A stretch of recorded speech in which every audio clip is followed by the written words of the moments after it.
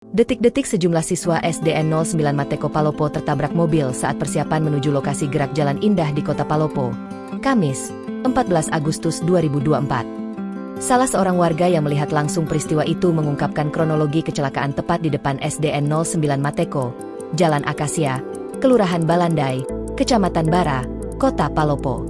Laka lantas tersebut bermula saat sejumlah peserta gerak jalan dari SDN 09 Mateko menunggu jemputan menuju ke lapangan Gaspa yang merupakan titik awal gerak jalan indah. Tak lama, mobil yang akan membawa peserta lomba gerak jalan indah SDN 09 Mateko tiba di lokasi. Waktu datang itu mobil, dia ke atas dulu karena kondisi jalan penurunan jadi dia putar mobil di atas, kata Ernie, warga yang melihat langsung peristiwa tersebut. Setelah memutar kendaraannya, pengendara mobil tersebut kemudian menuju ke arah sekumpulan pelajar untuk menjemput mereka.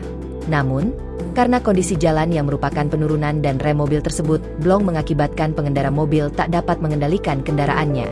Dia menghindari mobil istrinya yang ada di depannya, terus dia banting setir ke arah kanan dan menabrak anak-anak yang sedang berdiri di situ, jelasnya. Sementara, korban yang selamat mengungkap pengendara mobil sempat berteriak agar pelajar yang ada di jalan tersebut pindah karena remnya blong.